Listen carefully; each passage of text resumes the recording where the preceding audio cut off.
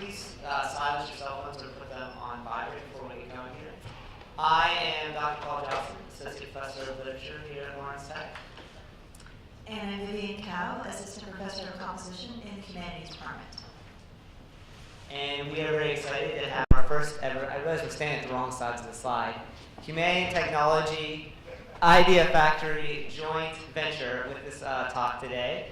So thank you all for coming. For those of you who have not been to a Humanity and Technology talk before, this lecture series is sponsored by the Humanities Department, and it features speakers who have humanistic backgrounds or training talking about all kinds of questions related to technology as it affects our lives. And Idea Factory is associated with the College of Arts and Sciences, and specifically the course-based research education group. And we invite speakers that specifically think about teaching and how to be inclusive in the classroom. So, to thank a few of our sponsors, the whole year Idea Factory has been this great collaboration, Humanity Technology has been this great collaboration with many partners across campus and off campus. I'll talk a little bit about the Southfield Public Library collaboration in a moment, but I particularly want to thank Idea Factory and the Howard Hughes Medical Institute for funding Professor Knospool today in this particular lecture.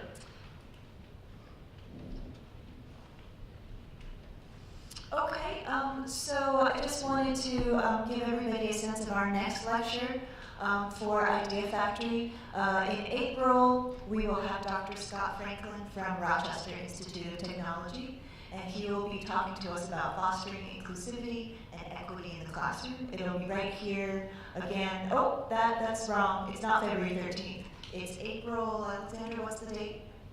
April 24th? Yeah, I think it's the last Wednesday, so April 24th. What happened was Dr. Franklin was supposed to come in February, but we were having our ice storm at the time, so he did not make it in, so we had to reschedule him for April. It'll be right here, same time, and we hope to see you there. And then just to advertise our final Humanity and Technology event of the year, this is going to be a particularly exciting moment because Humanity and Technology is leaving the bounds of Lawrence Tech and going out to the community. So our final event is going to be held at Southfield Public Library on April 18th at 6 p.m. And it is going to be a panel on the ethics of autonomous vehicles, bringing together representatives from academia, industry, and hopefully the government regulatory sector. We're still finalizing the makeup of that panel. But I hope all of you can make it. I think it would be great to have LTU students in the Southfield Public Library. It's a great space if you don't know about it. And we are going to try to work on some sort of shuttle service, Dr. Dean Bauer. We're going to work on something to try to get students there at some point, hopefully. With that said, I'm going to turn it back over to Vivian. We thought this kind of fireside chat format works really well. Maybe next time we can do this again. And she's going to introduce today's speaker. All right, thanks, Paul.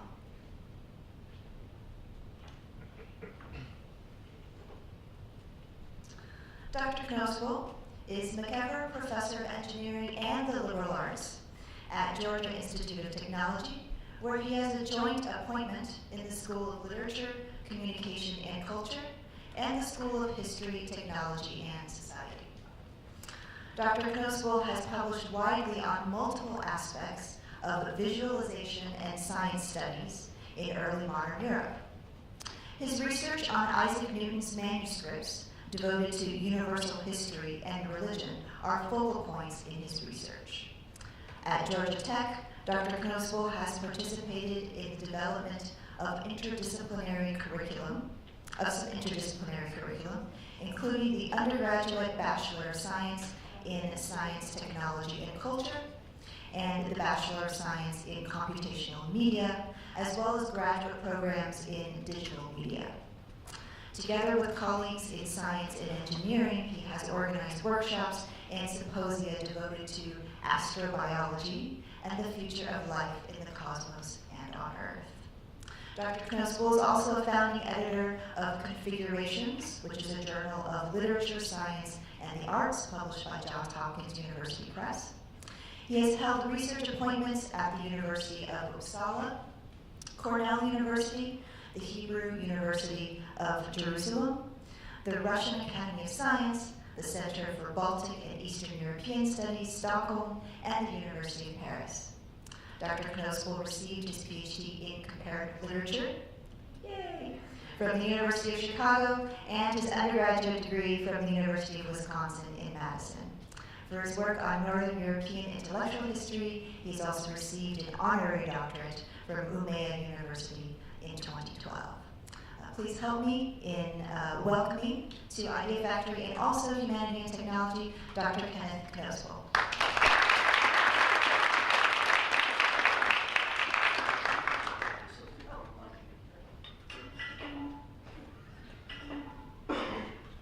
It is truly a pleasure for me to be with you this afternoon, and I want to thank the university.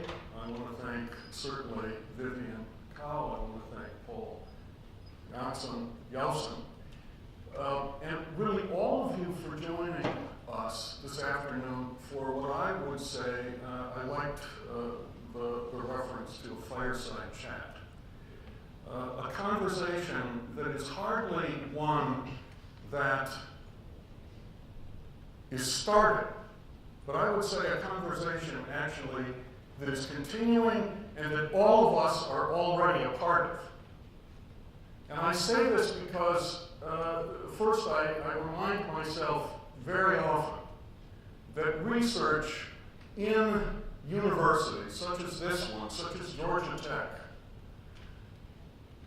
doesn't simply mean that one is isolated from the ongoing engagement and actually thinking about the future of programs, a particular unit, a particular college, in effect, the entire institution itself, and the relationship of that institution to the larger community that it's part of. I say, actually, to all my colleagues, and to all my students, and to all of our staff, that all of us together are participating in the ongoing transformation of the universities and institutions that we're part of. That sounds grandiose, but I actually mean it, because I don't think we're simply in a setting of stasis. I also, very often, to my students say, why are we here? Why are you here? I say to my students, and they're puzzled, naturally. I would be puzzled too. I say, what do you mean? What do you want us to say? And I say, we're here for some very common reason. We're here because we believe in progress. Right? We wouldn't be here if all of us in some way didn't believe a piece of progress, whatever that might be. Getting a job, contributing, in effect, to the ongoing development of a particular discipline, being engaged in building different institutions, not necessarily universities. They could be of a range of different NGOs and civic institutions. But all of us together are in this conversation about the future of these institutions, our society. Call it societies, because we can certainly internationalize this very easily. And these conversations are ones that are not univocal. They require, in effect, engagement of many different voices. So I'm very pleased to be here this afternoon, and I thank my colleagues for the very, very generous introduction. And I will begin my comments by not simply repeating some of what my background is, but I'm going to allow myself to talk even more about, call it the Ur-Ken. I grew up in Milwaukee. I remember as a sixth grader in Milwaukee, standing with my friends at recess and wondering what a 20 megaton blast over West Dallas would look like. a nuclear device dropped by a Soviet backfire bomber that we had studiously tracked. Imagine coming down the middle of Lake Michigan, dropping this device on Milwaukee, probably on Detroit, right? And thinking about what the effect of this would be. Welcome to the Cold War. Welcome, in a sense, to the generation that I grew up in. And what was the response? The response was, in the 7th grade, getting a hold of this book that I later learned was banned by the CIA after 9/11. This was a rocket manual for amateurs that we could take to our fathers' workshops and mothers' workshops in garages and basements and learn how to lathe nozzles, nose cones, rivet, in effect, fins to the sides of aluminum tubes, and shoot rockets off in the guidance of parents and science advisors in junior high school over Lake Michigan, hoping, of course, that they would reach Michigan. Of course, they didn't. But the point I would make with this is one about where we come from. The importance of thinking about how last night I was saying to Paul, there's something very important about an American experience of technology that involves a quite steady interest in thinking that we can solve problems, fix things, do things, rather than immediately counting on someone else to do it. This sense of, well, let's get together and see if we can't fix it.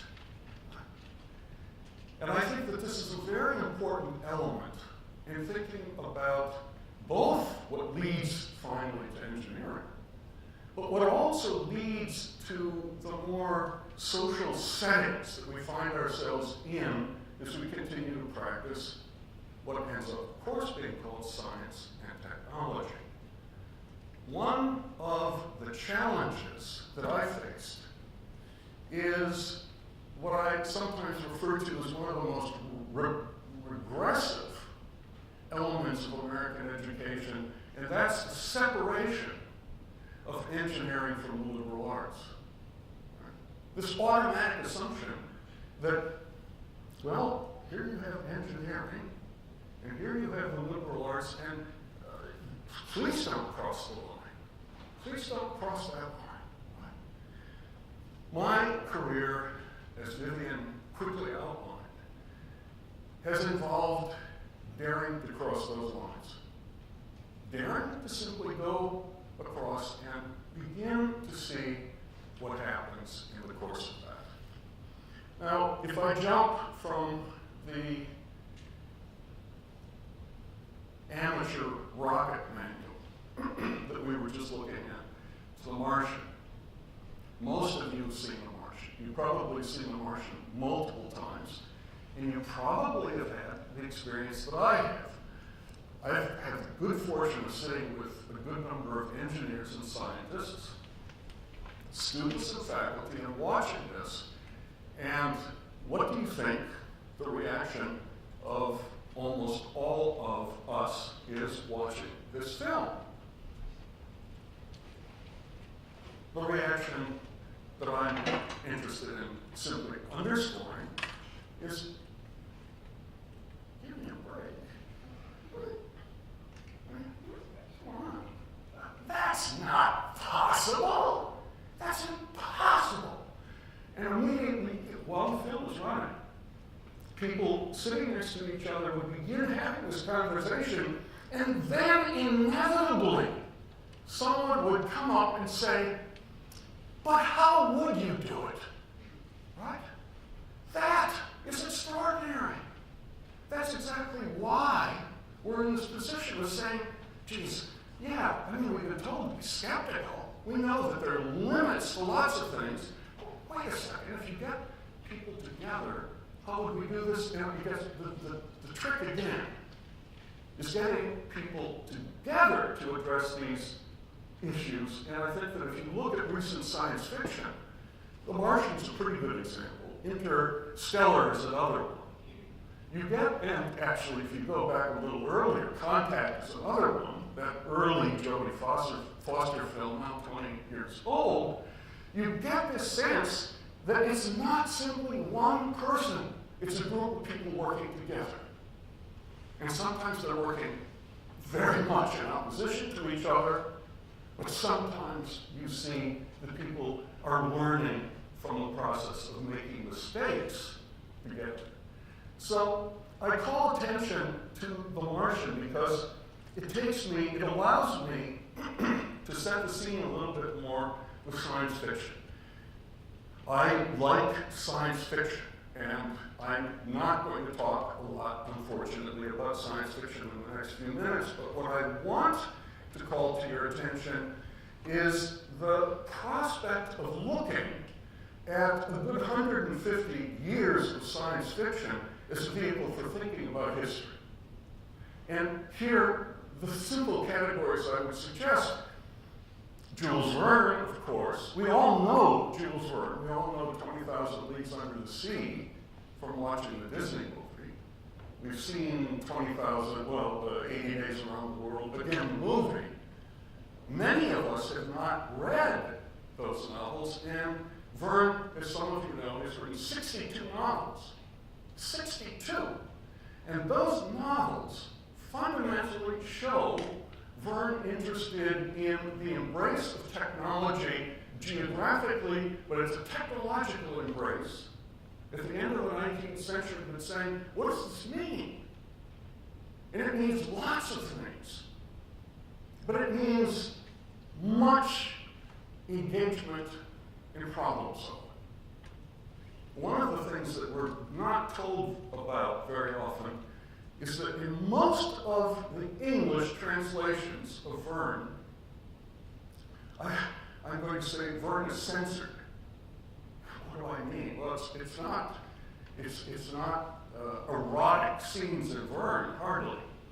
But what is censored in Verne are the little mathematical interludes where people would suddenly be told in 20,000 Leagues Under the Sea, the volume of air in the Nautilus is so much, and the people on board, there are this number of people, say 9 people, their lung capacity is so much, how long will there be sufficient air for the people on the submarine to survive? Calculate this. Well, those are taken out in the translations. But the books, in effect, become little problem-solving enterprises, which are interesting.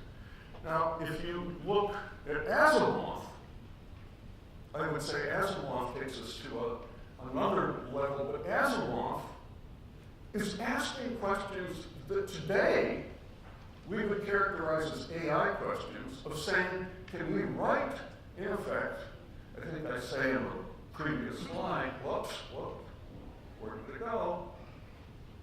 Oh no. Well, let's find it back.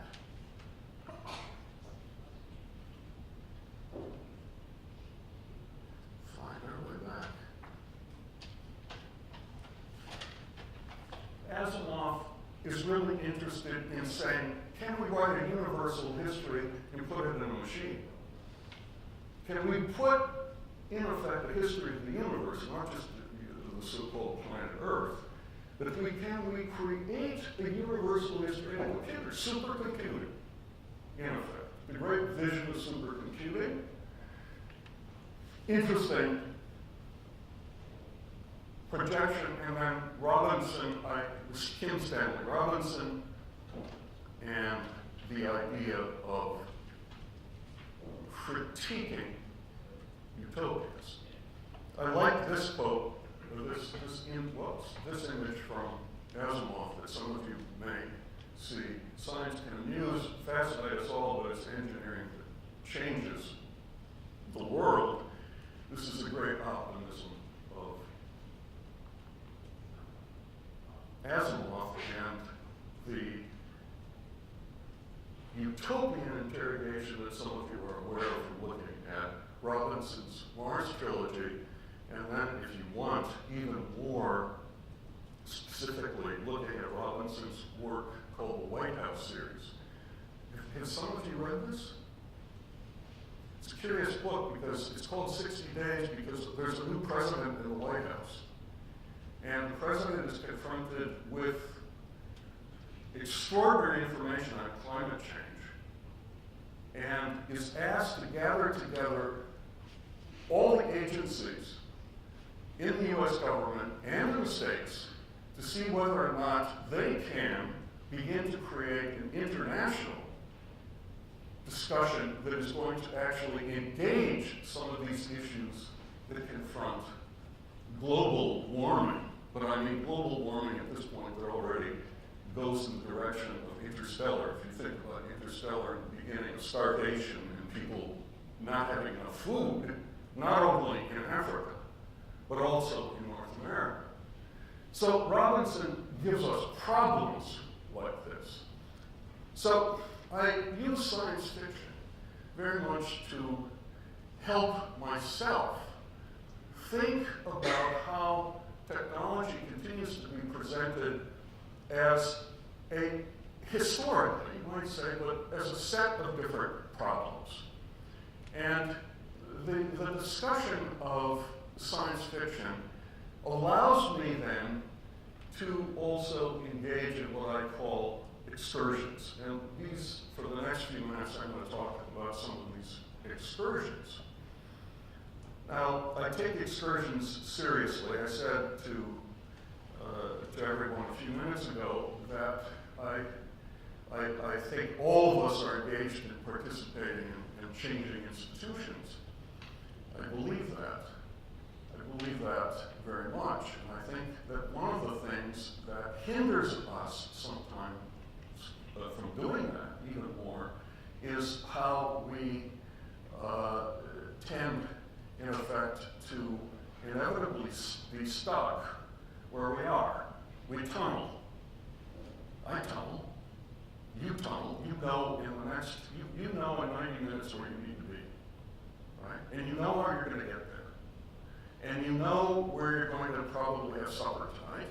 And you know how to do that. Your mind immediately says, yeah, go this way, we're going to do this.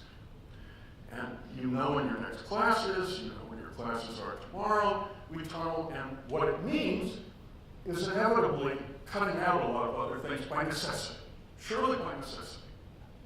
I challenge my students and my colleagues, especially incoming colleagues and incoming students, to be conscious of tunneling in a technological institution for the simple reason that they may, if they, I use the image of stepping over a line, if they dare to open a door, maybe once a week that they've never opened before, see what's in that laboratory or in that building. And I said, just do it, see what happens. And I'm astonished at the reactions that I get from people. Some people say, God, I never realized that one could get really good coffee over in the physics department. It's true. Or in bioengineering, people saying, God, they really got good sandwiches over there, much better than the humanities. Right? But these excursions, I call them sort of coffee excursions too, to simply say, see if you can find a place that you've never found before. Sometimes I say, where you get good Wi-Fi connection, right? There's a sort of meteorology of Wi-Fi that sometimes it works and sometimes it doesn't. Where is it going to work best? And people come back and they begin reporting. But what they also begin doing is they begin realizing if they're in the humanities or if they're in engineering or science, they begin realizing that the institution is larger than the graduate or the undergraduate program that they're in. And I think this is really, really vital. I said to Paul earlier today that sometimes we think that science and technology is over the horizon. At Georgia Tech, very often, oh, science and technology? Not here, it's at MIT. Oh, it's at MIT. And you want to say, wait a second. Science and technology, in all its messiness, is right under our noses. It's just right here. And it's a question of creating, in effect, those opportunities to begin discovering where it is. So I send people to a building, call it a building with bioengineering, people working on tissue engineering. There may be a door that says, do not open, alarmed. And I say to these people, knowing the buildings a little bit, go ahead, push one of these doors open and see what happens. And so they come back and they say, oh my God, I pushed the door open and the alarm went off, ding! And immediately, a couple of graduate students came running up to me and saying, what are you doing? What do you want? You shouldn't. And I said, well, I was just curious to see what you're doing in the lab. And 9 out of 10 times, the graduate students will say, well, I can give you 10 minutes. Let me show you what experiments we're actually engaged in. This can also be in wet labs in civil engineering. So it's not just the so-called sciences. It actually is these very, very large places where people are thinking about water issues, hydrology issues, in very, very large wet labs. So this question of continuing to urge people to cross borders took me to biomedical engineering, and it took me to a biomedical engineering experience that was very important for me. I was invited to participate in the course to give some ethics on biomedical engineering and ethics. I did that, but I was invited in the context of this to come to, and really the very first meetings of a group of young freshmen coming into bioengineering, being asked to begin their first research project. Faculty member met with them, small group, and said, your task in the next 6 weeks is to discover the cure for cancer. The reaction, give me a break. No. Your assignment for the next 6 weeks is to discover a cure for cancer. Really? You can imagine back and forth. Finally, the faculty member said, I'll see you in 6 weeks. You give me your report. Well, you can imagine what happened. Lots of grossing, lots of complaining. People get very frustrated. Why are they tricking us? Aren't they? They're doing something. And they went to work. They said they couldn't figure out the cure for cancer, but they could begin maybe looking at one particular example of cancer. They gathered 40 to 50 articles. They read them. What did they discover in reading them? They discovered that they didn't have enough biochemistry to understand the articles or statistics. And so when the faculty member comes back 6 weeks later, she is presented with a bibliography and a very carefully articulated argument for why they need to take the courses they're going to take the next term.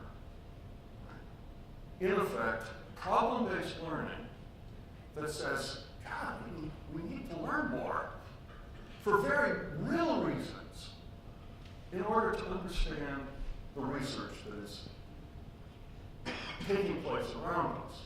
This is my really important experience, initial important experience in problem-based learning that continues with one that you see here, and I would urge you here to look eventually online and check this out, because there's, even on YouTube, there's an extraordinary example of this just under, with this title, of an experiment that was done in bioengineering last year of the attachment of a prosthetic arm to a musician, pianist, who here is playing piano for the first time.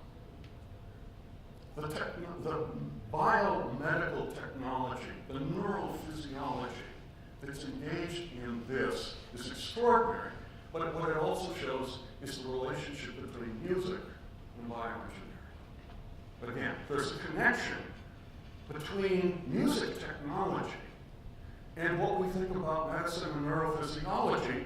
And this is another really interesting moment of engagement of crossing, right?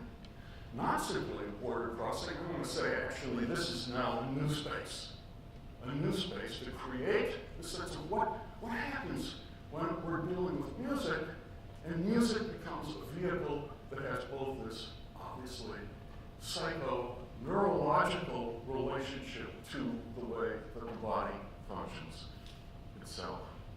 So finally, I'm going to move to a couple of quick examples with astrobiology. Astrobiology has become a kind of learning project for me. Several years ago, I got a very odd email saying, "Are you interested in astrobiology?" It was an email. "Are you interested in astrobiology?" And I said, yes, I'm interested in astrobiology. Next message came, "Would you be willing to participate in a meeting that concerned astrobiology?" And I said, yes, that sounds interesting. "I'm not an astrobiologist," I said. I said, "That's okay." And the next thing I know, I was invited to a NASA meeting where people were put together. They put 12 of us together for 2 days, sort of like the cancer example that I just said, but the question was very different. The NASA person came in. There were scientists there for the moment, and I said, "We would like you to spend 2 days discussing the impact on the American population of the announcement of discovery of life elsewhere in the universe." Everybody said they know something. We're a test group. It was extraordinary. And so, it was science fiction. It's absolutely science fiction, right? You said, really? What does this mean?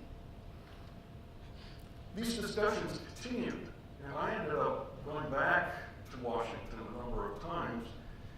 And as I went back to Washington, what my charge, in effect, unofficial charge, I became aware that people working in science and engineering on so-called astrobiology had very little connection with each other, both nationally, internationally, and surely locally. And one of the things that happened is we started looking at work that was being done at Georgia Tech. And I began to gather people together to talk about the research that they were doing. And it turned out that there was significant NASA research going on under my nose, under our noses. One of them, you're seeing the shifts taking place. This is James Ray working on questions about water on Mars, looking at the striations that look like water pulling back on a shoreline. And of course, the analogy is made to simply what we see on beaches all the time, in effect, water or something like water moving back and forth. And it also led me to Enceladus, and Enceladus became a very interesting issue. Enceladus, this photo from Cassini a number of years ago that reveals this, and some of you have seen these images. I don't know.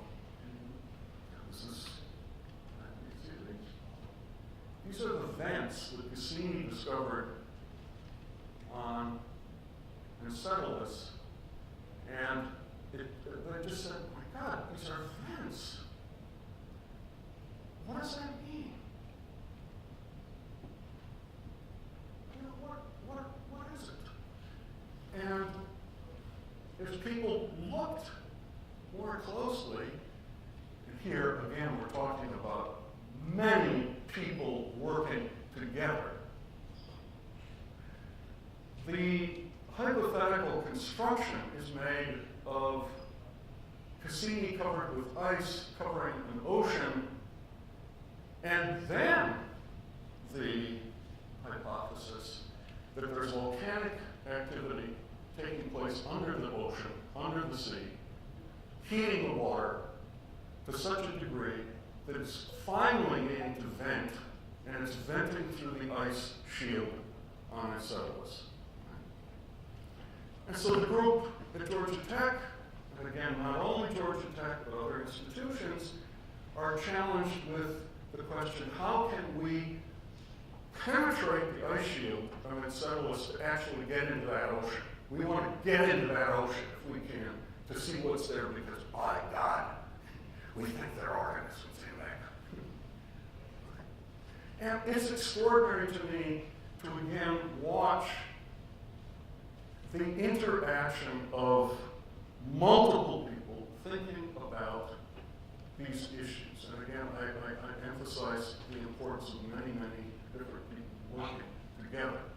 This also is true of call them almost the microgeologists, biologists, that are saying if we really take Gould's comments in The Wonderful Life seriously, we can begin moving back even further in time to begin realizing that we can learn something about, if we say this as we were told even in high school, the relationship between inorganic and organic chemistry.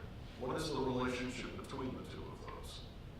And now we're pretty aware that these distinctions between sort of lifeless and life are very misleading, because the chemistry involved in this is very, very suggestive, and more than suggestive, actually demonstrating a complex set of interaction, and that this interaction can be discovered by microscopic analysis of very, very old fossils, and that we can go far back into our 4.3 billion year old history to begin determining this.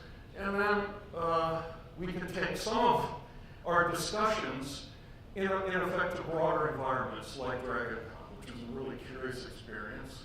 Some of you may have been to DragonCon. DragonCon is extraordinary, but DragonCon also, as you may know, invites institutions to come in to give rather formal presentations in the midst of all of the costume science fiction-y stuff. And so we took a group and we went to DragonCon, and as the Associate Dean of the College of Sciences came up to me and he whispered, he said, "My God, Ken, do you realize that you have 2 whole crews of the Starship Enterprise in the audience?" But what was the point here is that we as humanists have a remarkable opportunity to bring people together that otherwise would not be together. We have an opportunity to create these environments for a conversation, productive conversations among people, but also to be in an effective position to begin sharing this with the broader public. This relationship between institutions and what goes on in institutions sometimes is hermetic from the vantage point of the larger public. And if we think of, I take a deep breath, the discussions about science that are taking place in many places, of course, in this country today, one wants to wait public discussions. Right? That we are in a position to say, yes, we're changing institutions, we're changing degree programs, but the point is also to participate in creating a broader discussion that is going to have a bearing on ultimately evolving science policy within the country. So these are some of the excursions that I've been engaged in, and there are more, but I don't think I'm going to spend a lot of time talking about these. I would be happy in our conversation for the next maybe few minutes to do this. I spent a lot of time looking at architecture because architecture is one of these places on the border. You can have very recherche work on architecture, signature architecture, right? But you can have then architecture that is actually, I would say, seriously engaged in thinking about, well, why are we building this here? What are the social implications of building this here? And architecture programs in this country, above all, are challenged to think about our urban environments, our urban settings today. And a lot of the slides that I am going to quickly jump over right now would call attention to this, a particular area that I have spent a lot of time working on is drawing. Literally drawing. What do we learn from how we as humans draw?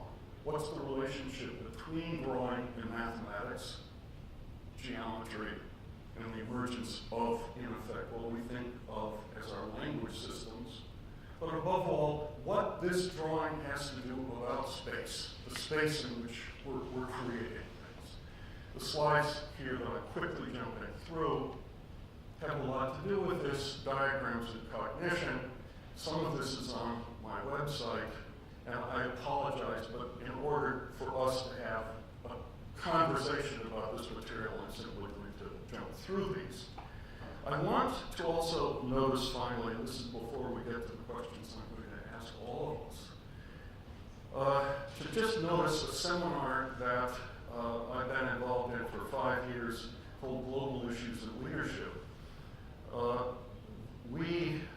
Two of us decided maybe we were in a position to run an experiment. What would happen if we would take 20 students, roughly maybe 3 students from each discipline, and put them together in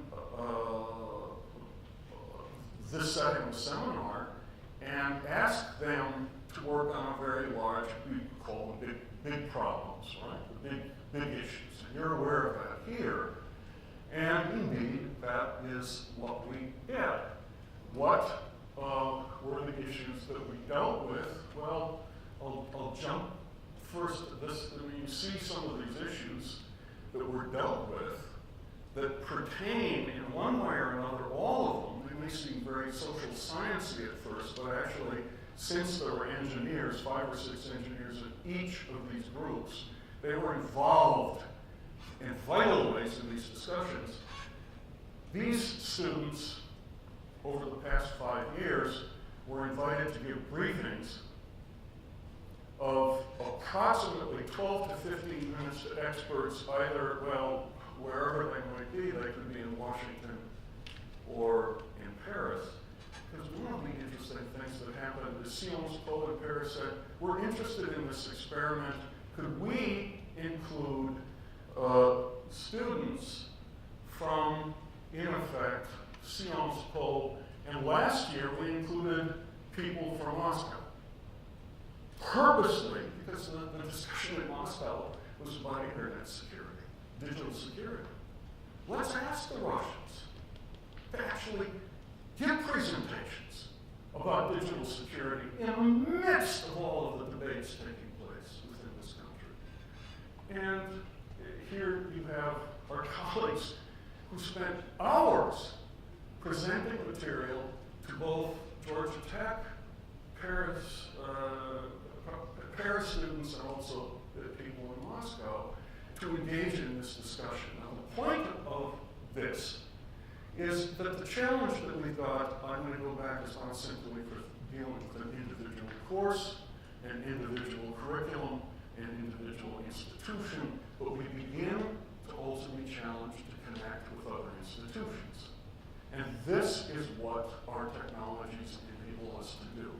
We can talk about what's involved in teaching calculus to 20,000 students in Africa, which I'm very dubious about.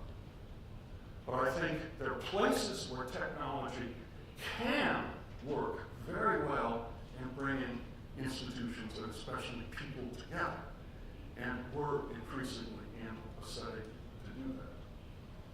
So I'm going to turn next quickly to these questions. It's boring to read these questions, but I think that at this point, I'm going to simply quickly give you a sense of these questions that I find myself asking, myself and other people. Situated learning, first one, right?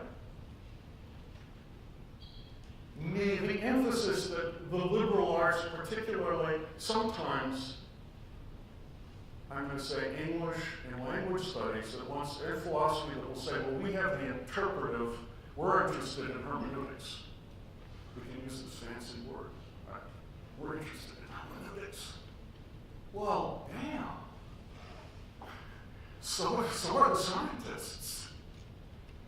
It's this question of what are the nature of what are the interpretive methods that become engaged in these different disciplines. So we have that opportunity to pose those questions that I think are really rewarding.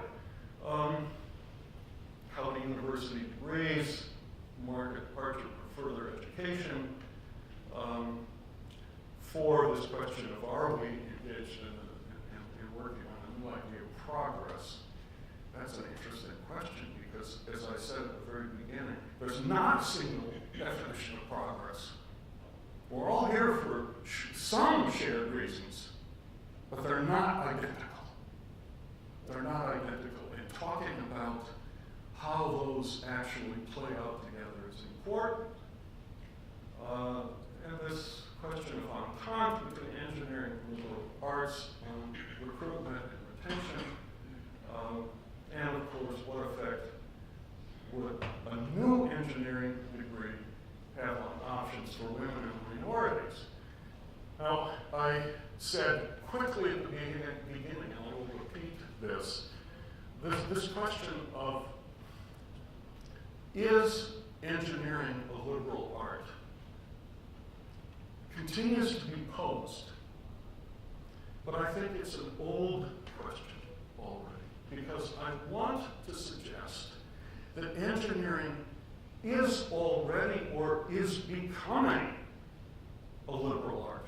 It is part of the future of institutions such as this that are creating settings for people to begin working across disciplines and interdisciplinary.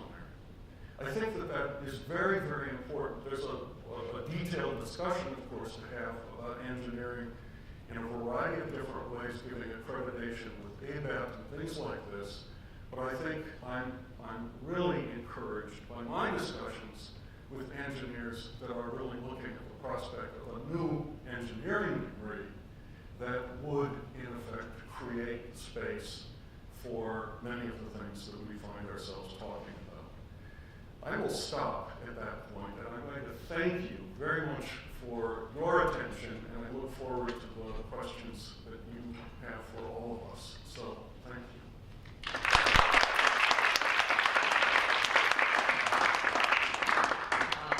Thank you, Dr. Principal. So we have plenty of time for questions. What we're going to do is we have two mics that are running up and down the sides. That helps people hear, but also allows us to get the questions recorded on the video. Maybe I'll just ask you to, if people raise their hands, you can just call on people, and then just wait for the microphone before you ask your question. How do you think your experience at Georgia Tech or our experience here at Lawrence Tech might differ from a liberal arts university that has an engineering program as well? I think that we have a very important ability.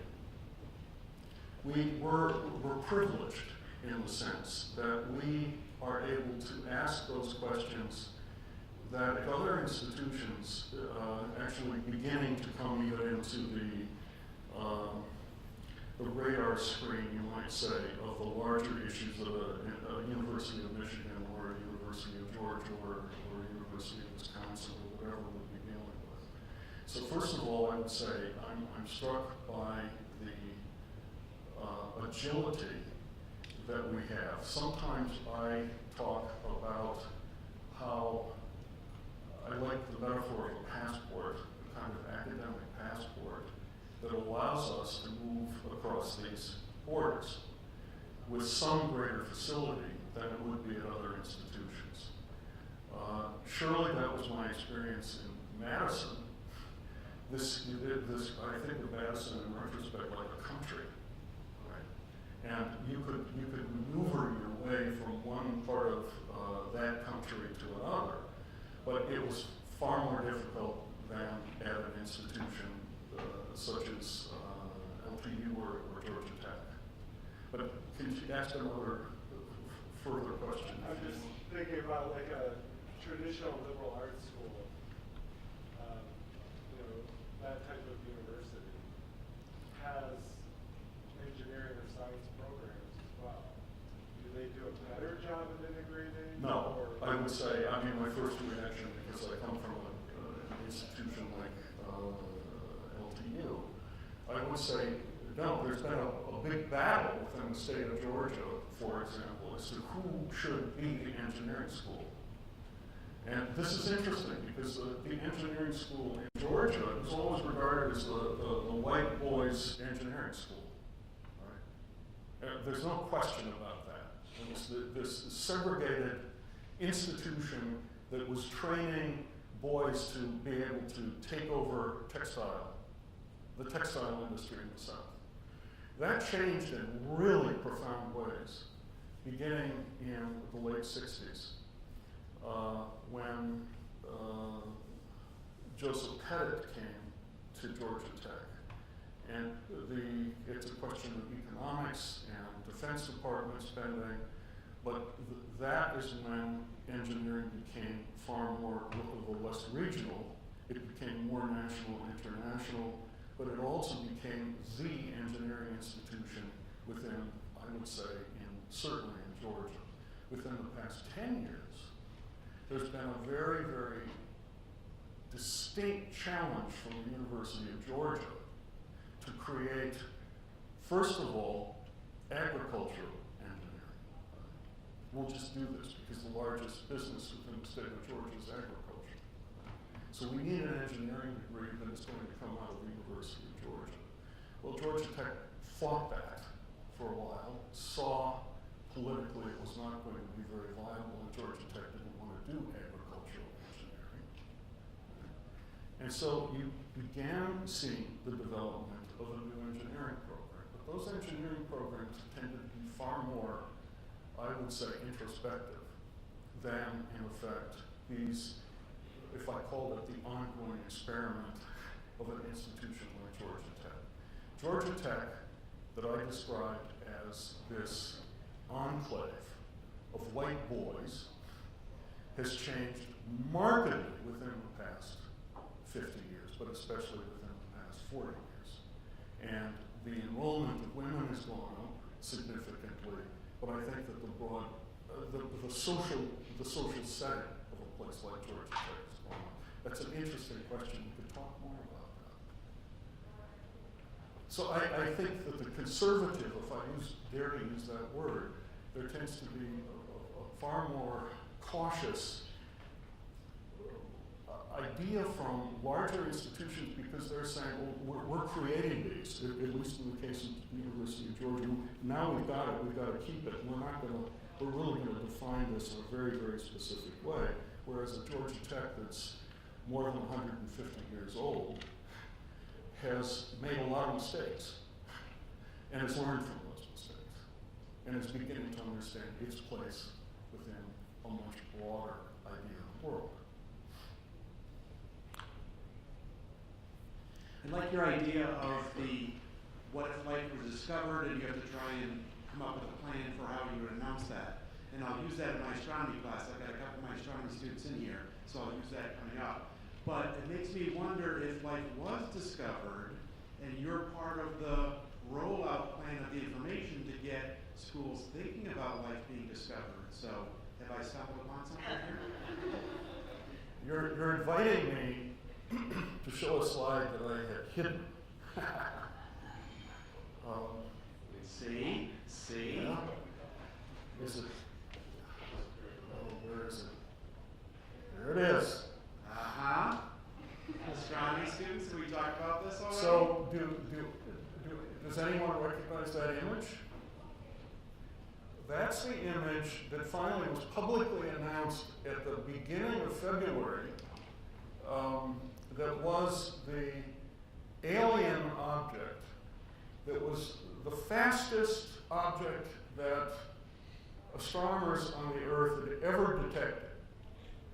It moved, as you see the parabola through the solar system, it was moving enormously fast. Again, I'm repeating what I've read and the exact information. There's the authority. But I think that Oumuamua is the name of this, if I'm pronouncing it correctly. It was named, it's given this Hawaiian name because it was discovered from the observatory in Hawaii last summer. And finally there was enough confirmation actually that first of all there was this object and it was moving so fast and it was in a shape that no one had ever seen before. And they were then speculating, particularly the astronomer from Harvard, that who can tell me that this is not some kind of probe, he used the word probe, from an alien whatever. And the science community responded vehemently, saying, how could he even dare to make that hypothesis when there was insufficient information to do this? But this is floating out there, and then to the science community irritation, this person at Harvard that had long credentials said, I think it's important to at least pose this question.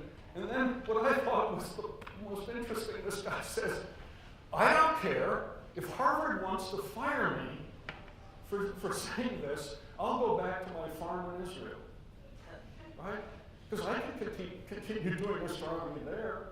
But this guy is a very established astronomer, and it's not like he's a graduate student. This guy's a very established astronomer. And so here's this debate, right, that moves out into the mega discussion of astrobiology, when most astrobiology really, I think astrobiology misleads people sometimes because most astrobiology, in fact, is planetary biology. But it's asking the question about what is the relationship between what goes on in our solar system as our backyard, that's what we got. What can we learn from our backyard, so to speak, and what's the relationship to the house, to the planet? The idea of going to another galaxy in a spaceship is impossible.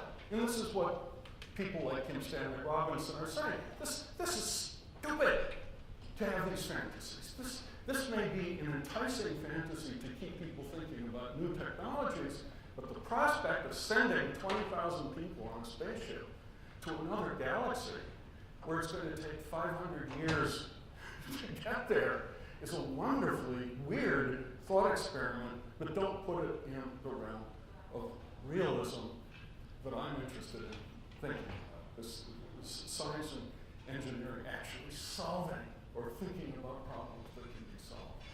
So anyway, that's my long response. But I'm intrigued by this, so I have, all I can do is say that.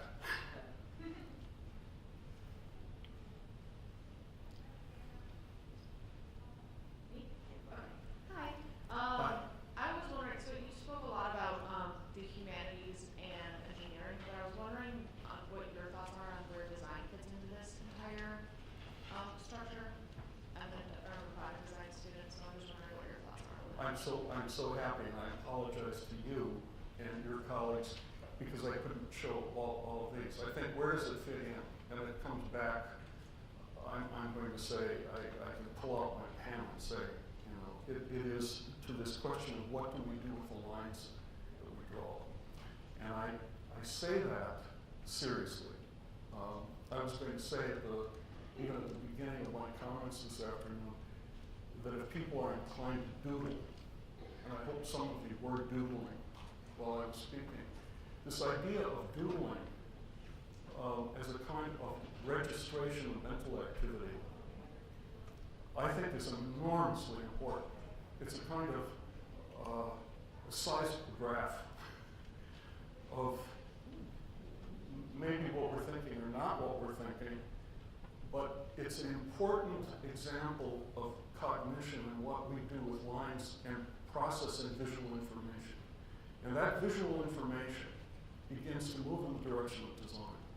And this question of, in effect, now being even more specific, lines can cross borders and break rules. And a little bit of my work in the history of science actually deals with rule breaking in geometry. That one of the most interesting things, and this is my frustration sometimes with mathematics, is that mathematics can be taught as a discipline of only solving problems. You're bad. You didn't get that problem right. Do it again. Do it again until you get it. And you, again and again and again. And I've been in environments where people will say, but I got the same answer. No, that's not the way you're supposed to do it. Right? There's a way that you're supposed to solve this integration or whatever you might be working on. And these questions of where creativity is in mathematics intrigue me, and surely there are people that work on this. Where does mathematics come from is a book that I find very engaging. This is the discovery of the book that analyzes the Fermat theorem from the vantage point of simply the beginning of a line, and then this and this and this. It's just a huge logical enterprise of moving up and doing this, and it finally becomes an exercise in metaphor.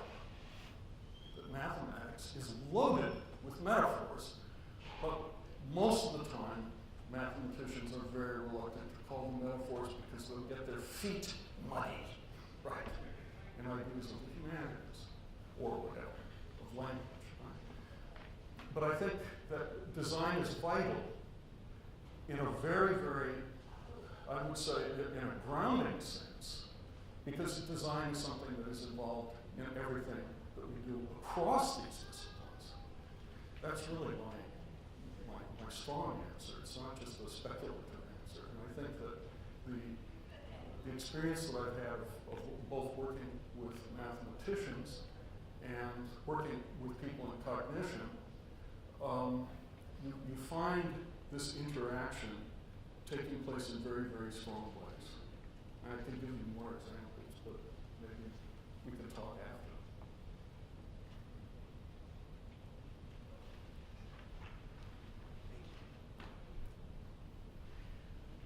This was wonderful, and I have a question. Actually, I would like to know your view on the complicated relationship between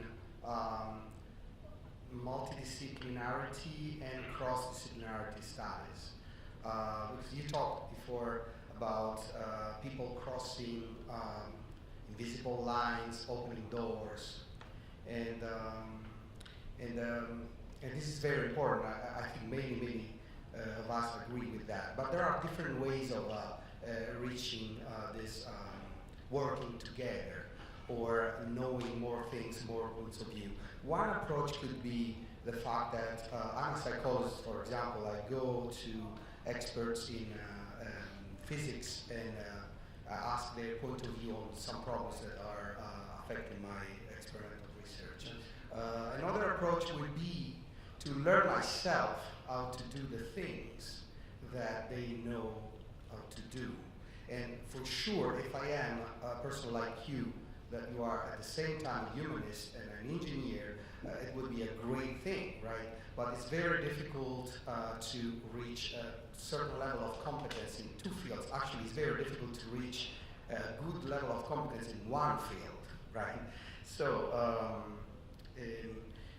this question extends also into the creation of multidisciplinary curricula But what is your vision? It's more a vision of people that have certain competence and they share a language that allow them to talk to other people, or to create these multidisciplinary figures that can master both engineering Your and question is a very important one, and I think that very often the terms that you're identifying, interdisciplinarity, transdisciplinarity, can be enormously promiscuous. And they can be used, in effect, as we were saying, like digital humanities, in ways that can cover up, people can say, well, there's no disciplinary background to ergo, let's not pay any attention to him or her. I think we're at a point where I want to think that that's moving in a direction that begins to identify the importance of codes, the relationship between codes, whether or not we're talking about linguistic codes or mathematical codes, this way that we're able to seek some kind of interaction that still requires translation. And so it requires, in effect, I'm going to say, sympathetic expertise from the people who are working together. It affirms, again, the importance of people working together.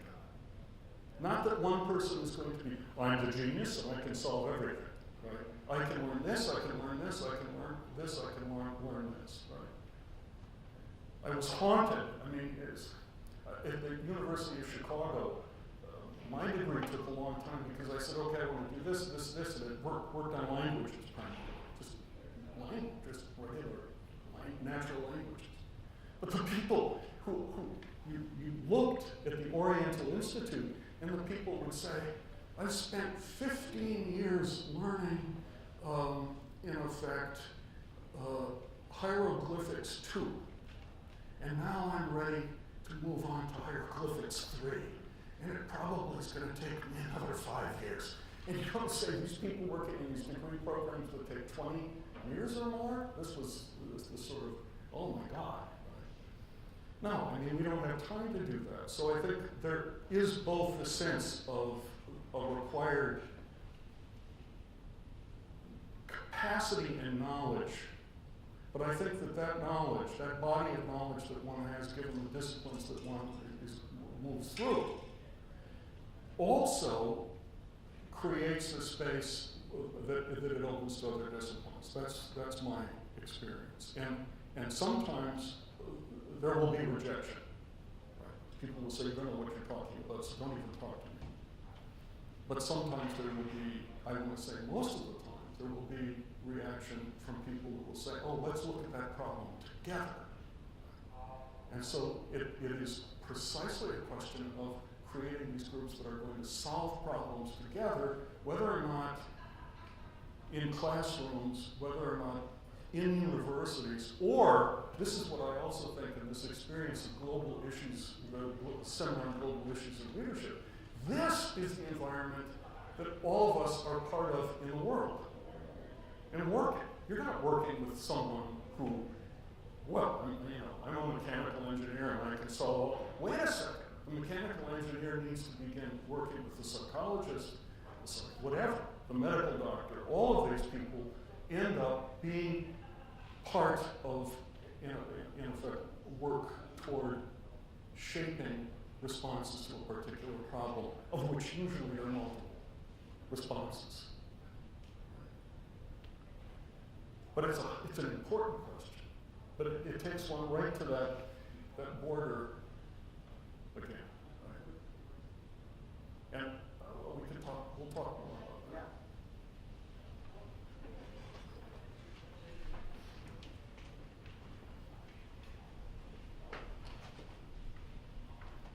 In your example of working together to build clusters to exploit that space, that interface, you talked about kids taking courses, maybe, and then the engineering department kind of builds and evolves their degree to incorporate some of that coursework.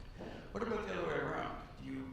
How do you keep this perspective of trying to put groups together? What about people who want to actually come out with a major in that area? Have you given thought to that? In an area Of the methodology that is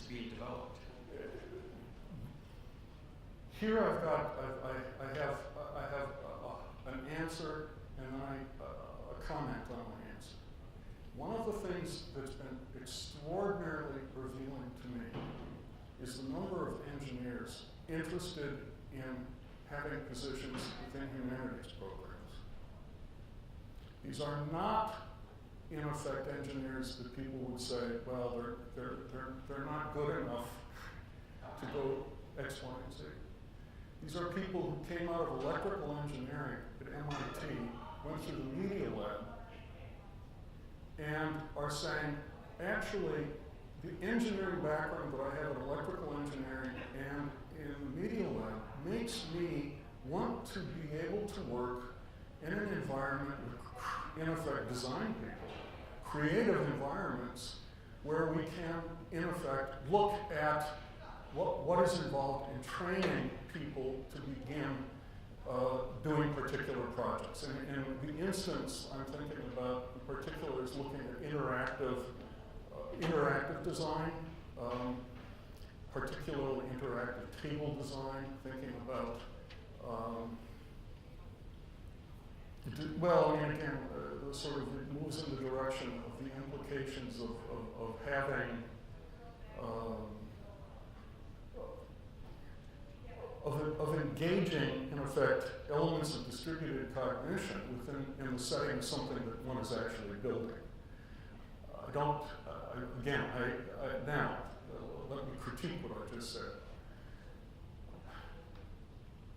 Hiring engineers into humanities programs is difficult. I'm going to say some old humanities programs, because there can be a certain degree of suspicion as to whether are they really humanists. And my answer is absolutely they're humanists. But they're humanists coming from a somewhat different set of experiences. The